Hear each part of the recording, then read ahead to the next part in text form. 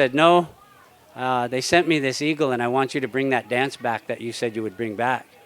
So I brought it out on Martin Luther King's birthday, which happened to be the same day as my daughter's birthday. And I've been doing it. My daughter's now 18, and I've been doing it since she was 4. Yeah. And so I've traveled around the world, and my wings are tired. No, I've traveled around many places and brought this dance to the people. And it doesn't belong to me. It belongs to the next generation. It belongs to the elders that have passed and us that are in between. So this is knowledge. I always say knowledge you don't get in college, but this is knowledge that is to be shared. And when I do this dance, each feather represents the people that are around to see it. And it's to take you away from any of your earthly bounds at the moment and to just lift your spirit, to take you with me, to take you to the skies, into the clouds, and to take you back to when this place right here, if you think about it, and it's cool because there's so much chaos going on around us, right? It's controlled chaos.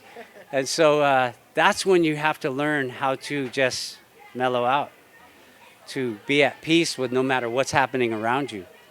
And so if you picture this place 1,000 years ago, before anybody else came here, and there was maybe a few of us in a village over here, a few of us in a village that way.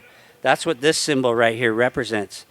This is the dolphin, and this is our Tomiars, our chiefs, our people.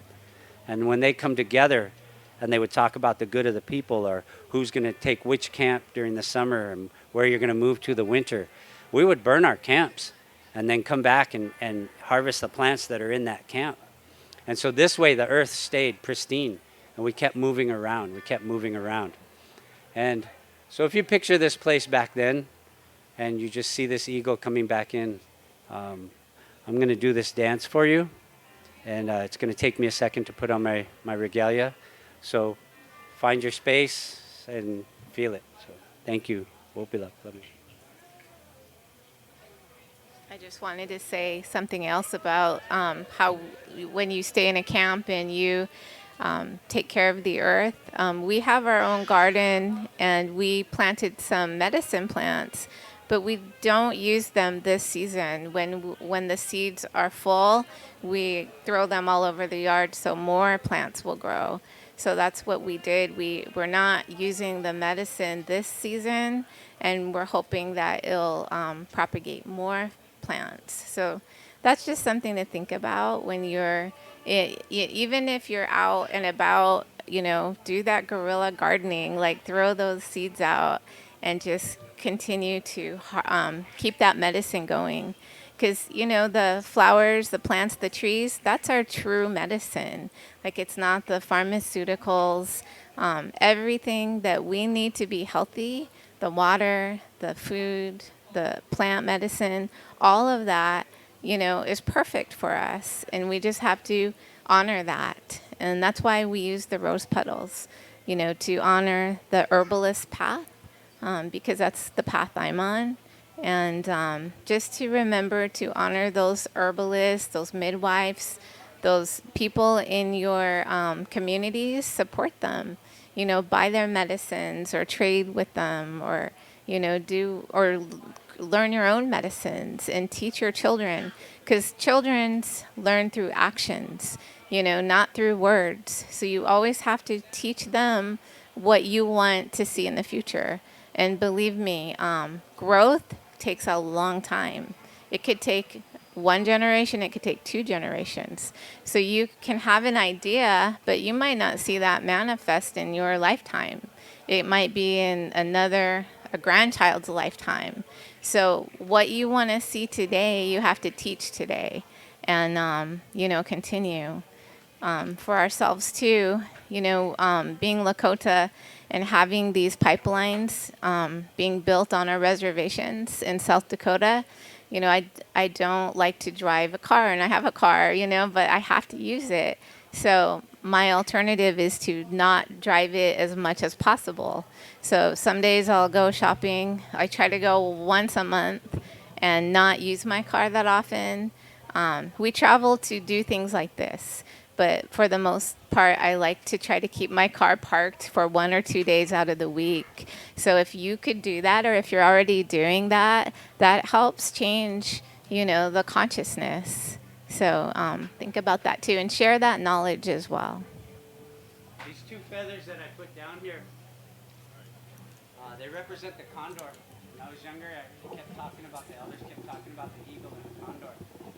And it was an old prophecy, but I never thought I'd be a part of that prophecy. I wondered why they were always telling me these old stories.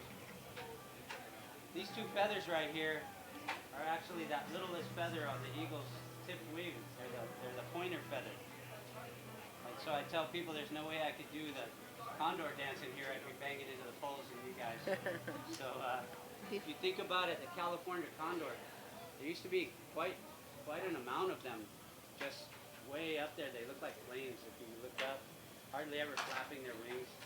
And so the eagle and the condor fly the highest to the Creator. And so this is to carry your thoughts, your prayers for the people that need those prayers. And if you need the prayers, pray for yourself. You're allowed to. And so I want to thank you. I love the music over there. Before you start, Mr. Ronnie's going to come in with water. Do you want to say a little bit about it? Okay. Sorry, I'm short. Aloha. Anyways, I'm so honored to be standing with my sisters and brothers here, here on this land, on Tonga lands, and I just want to pay honor because traditionally I was raised in Hawaii with following protocols. So mahalo, Tonga Nation, Hashiman Nation, the adjoining nations, Dene, Lakota. Mahalo. Mahalo for allowing me, this Hawaiian, Nauiwi, to be here. And mahalo to Michelle. Mahalo for bringing us together. Thank you for letting me share space with you folks. I know I came when I came, and ancestors had me come when I come. And I just come to bring our sacred waters. And I wanted to share a little bit about it before I just... is it okay if I chant a little bit before he... Okay. In Hawaii, I stand for Mauna Awakea, our sacred mountain. Of course, mountains carry our waters, Mother Earth. And just a few days, actually this past week, what I'm holding here, I'm grateful to my Tongva sister. Oh, she's behind me. And my Chumash brother, he's back here somewhere? Yeah. Okay. Also Chumash in the house. This water that I carry, and I'm grateful for my sister back here. I said, do you have a natural bowl that I could put my water and my Hawaiian salt in? So I'm carrying my waters from Hawaii. And right now, our salt right now would be equivalent to the people's cedar, sage, sweetgrass. And again, I'm going to get emotional. I'm going to just be focused. Our Hawaiian salt right now is being tainted and trying to be taken over, and it is very sacred to us. So I'm honored to be able to carry this bowl from these adjoining lands to hold our sacred waters of salt. And for us, salt, again, is the same as sage. It cleanses us, it clears us, and it protects us. And so what I'm going to do is I'm going to chant, and I hope they're okay with this. We don't usually do like 4 directions, but I've been living here for 20 years, and I've been honored to stand with the First Nations people of these lands on Mokuhonu, Turtle Island, and pray with them, and they've honored me to allow me, this Hawaiian, to pray on their land. So with their blessings, Kathy here from the Lakota, and are you from another nation? I'm Lakota and Irish. Lakota Irish. It's okay, we all mix up. We call it chop suey. But I'm honored to stand here with them and be able to do this water blessing. We call it like a hiuvai. There's different forms of hiuvai. But when we do a blessing, this can clear us. This can protect us. And so that we can move on just the same way as my brother here has burnt sage. So I will just chant a chant. I will just use, this is a sacred plant to us too. Thank goodness I could get it here in California. So I'm going to use it, and I'm just going to pray and face the 4 directions and just be ready to be whatever you want to call it. Blessed.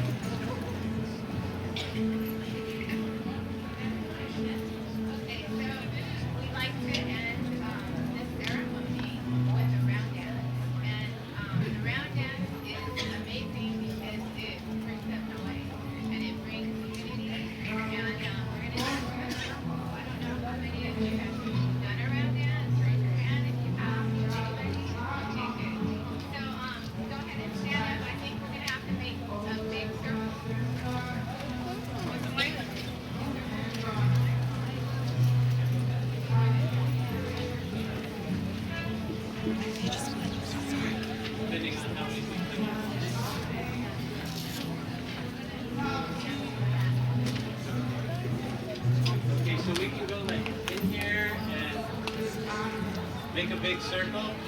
If it gets too big, we'll make it even wider. But So outside. you're gonna have to join hands to make this circle, to make it kind of like that symbol right there.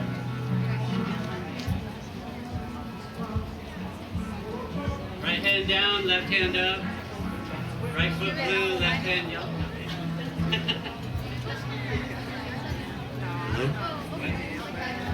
Yeah, go outside of the pole. We'll come through right here, but go outside of the pole. So that way.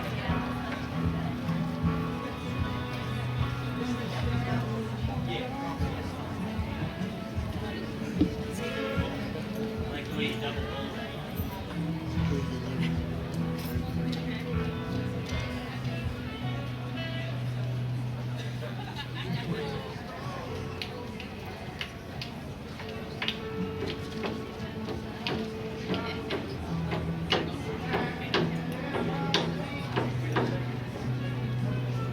gonna go left to right, and it's a basic step, like 1, 2, like this. If you've ever stepped on a Lego or a shark, it's kind of like that. And when you dance, you swing the arms. And we're gonna go for like about 3.5, 4 hours. Probably about 3.5, 4 minutes, maybe a little longer, but not too long. And Kat does a little bit different step than I do. She does, yeah, how she does. She does the step up and then the step back like that. It's a little easier on your legs. With me, I'm just doing a side step like so, and you're gonna feel it more in your knees. So this is Native American Indian aerobics. And it's not like cracker whip, so don't go too fast. This is